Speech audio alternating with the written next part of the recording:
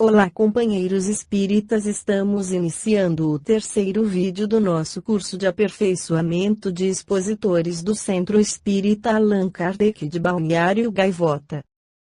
Vamos nele analisar a diferença entre ser um orador ou expositor espírita. Por isto, Marco Antônio, a quem na época de nossos antepassados concederam o primeiro lugar na eloquência, homem por natureza agudíssimo e hábil, no único livro que nos deixou, disse que havia visto muitas pessoas que sabiam falar, mas em absoluto, a nenhum orador.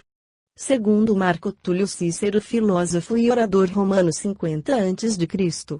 O orador é aquele que, pela palavra, instrui, encanta e comove o auditório. Oradores são como astros famosos que divulgam a doutrina de forma encantadora, mas também pelo reconhecimento que conseguirão por seus exemplos de vida e da prática das lições que pregam. Um orador é uma pessoa que, pelas suas habilidades e competências e pela experiência conseguida, domina as técnicas da oratória. Durante sua apresentação, o orador é eloquente, arrebatador, carismático, conseguindo prender o público em sua fala e pela imersão nos quadros relatados, viaja no espaço e no tempo e nos faz sonhar durante sua oratória, numa espécie de psicodrama capaz de manter ligado a atenção em seus ouvintes, condição obrigatória para a transformação da informação em conhecimento, de forma a que possa ser incorporado ao repertório pessoal de quem assiste.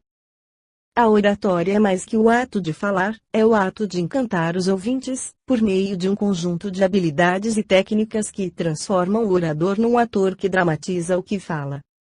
Percebe-se que, pelas características descritas, a capacidade da oratória pode ser dom conquistado em encarnações passadas, mas pode ser também o estado em que um expositor esforçado pode chegar, como uma conquista obtida pela perseverança, experiência, estudo e reflexão a respeito de suas práticas.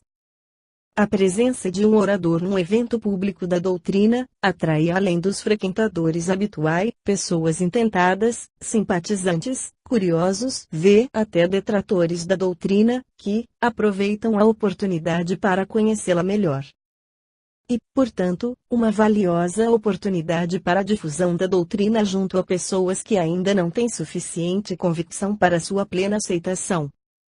Por essa razão, o tema a ser abordado deve ser mais voltado aos que estão iniciando seu conhecimento da doutrina e não para um aprofundamento de temas doutrinários mais avançados, que muitas vezes pede um conhecimento prévio do assunto para seu entendimento e melhor aproveitamento. Percebe-se que, pela importância da ocasião, a escolha de um bom orador é necessária para o bom aproveitamento da oportunidade de divulgar a doutrina espírita, atingindo um segmento do público que normalmente não frequenta a casa espírita. Nem sempre manejaremos a tribuna coroada pela retórica perfeitamente unida à gramática, no entanto, a humildade é acessível a todos, a fim de que a frase sincera consiga expô-la com franqueza e carinho, edificando a quem ouve, afirma o Espírito Emmanuel pela psicografia de Chico Xavier no Livro da Esperança. Se nas datas comemorativas a solenidade da ocasião pede a presença de oradores famosos, no dia a dia o trabalho de ensino-aprendizagem é realizado por um pedagogo, termo de origem grega significa preceptor, mestre ou aquele que conduz.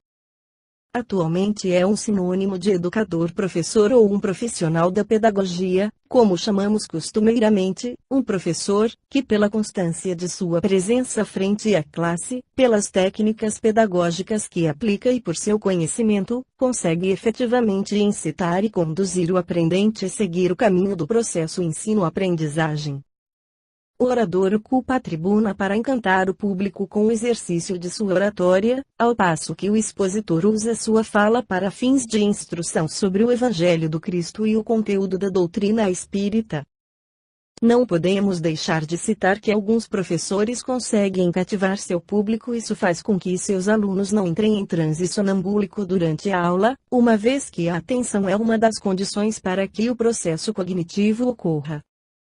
No dia a dia, o expositor é mais comedido em seu gestual e eloquência.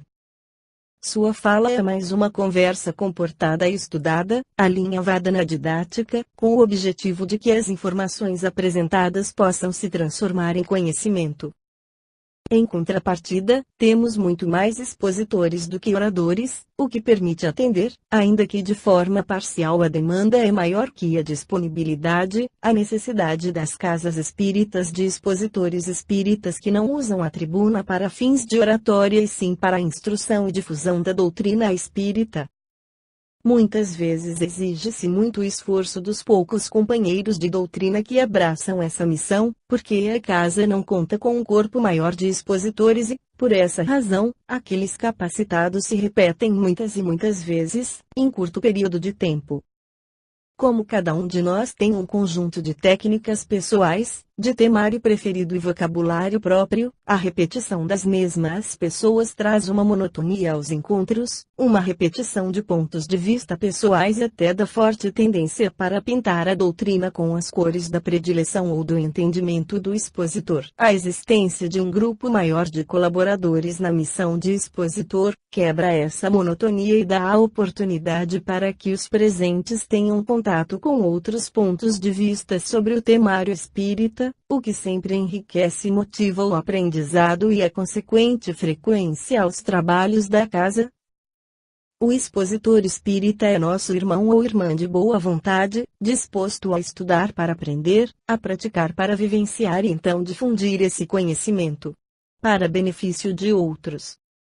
Exerce uma autocrítica sobre suas palavras e atos, uma vez que fala pela doutrina espírita e, como tal, será tomado como exemplo de um espírita.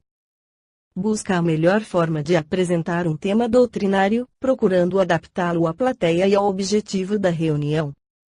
Persegue incessantemente a superação de suas deficiências, sempre procurando melhorar seu entendimento do tema e técnicas didáticas aplicáveis à exposição. Mantém-se em constante aprendizado sobre os conteúdos da doutrina espírita, de forma a que tenha substrato alicerce para expor e argumentar as questões abordadas em sua exposição, sempre em acordo com os princípios esposados pelo Mestre Jesus, por Kardec e por mentores reconhecidos como fidedignos representantes desses conceitos. Busca sempre manter um estado de harmonia com os princípios da reforma interior e com a palavra do Mestre Jesus, enfatizando a reconstrução moral e emocional, de forma a poder receber assistência constante de seus mentores, que se farão presentes nas ideias do expositor, durante a fase de pesquisa e escrita bem como durante as exposições. Seguindo esses princípios, basta abraçar a missão de ser pedagogo espírita, sem ressalvas e com toda sua dedicação, fazendo da tarefa de expositor espírita um exercício de amor à doutrina e ao próximo. Já sabemos que a vontade de se tomar um expositor espírita é um requisito essencial, mas não suficiente. O desejo é a fonte de energia que irá alimentar esse trabalho, porém mesmo que você tivesse reencarnado com o dom da oratória, se não houvesse a vontade de exercê-la, ela de nada valeria. Então, munido de vontade, responsabilidade e desprendimento, vamos seguir esse aprendizado que, como as demais áreas do conhecimento, toma toda uma vida e, muitas vezes, vidas sucessivas. A título de encorajamento, pense que diamantes quase limpos e perfeitos raramente aparecem, ao contrário daqueles que surgem nas grotas da mina, escondidos na terra e incrustados de jaça, necessitando de um adequado trabalho de lapidação, que transformará em pedra preciosa. Se ainda persiste uma dúvida quanto à sua capacidade e eloquência, uma resposta rápida mas um tanto quanto ríspida é que se você não tentar nunca saberá.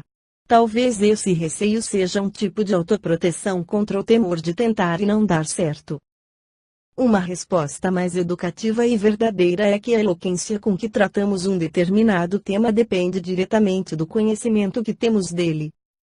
À medida em que estudamos, refletimos, descobrimos novas dúvidas e, em seguida, retomamos a pesquisa, cresce nossa familiaridade e nossa segurança em relação ao tema.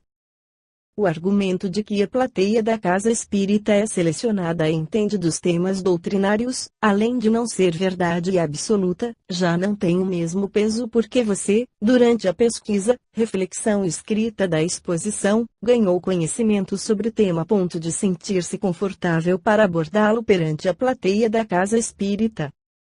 Como consequência desse último argumento, queremos lembrar que é mais fácil e motivador para o expositor escolher temas que estão dentro da sua área de predileção, lembrando que a doutrina tem um tríplice aspecto, portanto aborda temas sob o prisma religioso, filosófico e científico, além dos aspectos histórico. Escolher temas dentro de nossa área de interesse significa que nós temos um repertório de conteúdos ligados a ela, o que permitirá o desenvolvimento do tema com maior facilidade. Por exemplo, temas evangélicos relacionados com a caridade serão melhor abordados por irmãos que já se doam em prol de obras de benemerência e que, certamente, conhecem muitos exemplos para citar além de ter efetivamente a prática do tema, o que sempre enriquece a exposição e lhe dá autenticidade. Uma variante é a escolha de temas que nos instigam, levando-nos a constantes reflexões sobre ele. Nesse caso precisamos lembrar que não basta a curiosidade sobre o tema. E é absolutamente necessário que busquemos esclarecimento dentro da doutrina, pesquisando, refletindo e elaborando as respostas para nossas dúvidas, antes de nos aventurarmos a abordar o tema, afinal não vamos usar a exposição para transmitir nossas dúvidas e sim para levar esclarecimentos. Em relação à dúvida sobre quanto conhecimento detém sobre a doutrina espírita, devemos concordar que o expositor espírita é um bom conhecedor da terceira revelação. Porém, a doutrina dos espíritos é tão ampla por abranger todos os aspectos da vida material e espiritual, que essa é uma tarefa sempre inconclusa. Com isso não queremos encorajar o candidato a expositor a relegar o estudo da doutrina.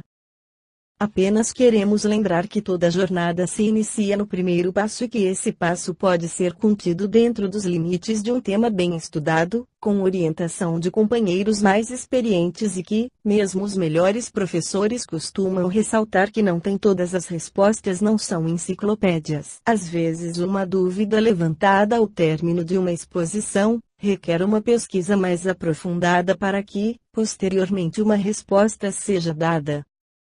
De qualquer forma, é preciso enfatizar que é inadmissível o expositor começar sua fala com a confissão de culpa de que não conhece bem o tema ou que não teve tempo para se preparar. Essa atitude denota falta de respeito para com a doutrina e para com os presentes. Perante o Evangelho e a doutrina espírita não existe espaço para o improviso. Isso se resolve estudando, pesquisando e preparando-se para uma apresentação adequada. Em relação à falta de experiência como expositor espírita, é preciso que o candidato se prepare e em seguida se coloque à disposição da direção da casa espírita ou de espíritas experientes, a quem caberá orientar essa formação desde os primeiros passos, escolhendo um tema adequado e uma oportunidade de apresentação que não seja perante as assembleias mais concorridas da casa. Talvez uma boa ocasião seja uma aula para a pré-mocidade ou para a mocidade espírita da instituição. Ainda nesse caso, como continuação desse trabalho de orientação, um dirigente deve assistir à exposição, se necessário contribuindo para desfazer dúvidas e depois, junto ao aprendiz de expositor, de forma reservada e educativa, ressaltar os pontos positivos e alertar para os pontos que devem ser melhorados. Resumindo, estamos propondo que a renovação do quadro de expositores seja um trabalho permanente, que deve partir da direção da casa espírita, que começa observando os candidatos a expositor, que geralmente são jovens que se destacam na mocidade e nos cursos regulares da doutrina espírita. Muitas vezes exercem a profissão de professora, tendo, portanto, contato com a didática e a pedagogia.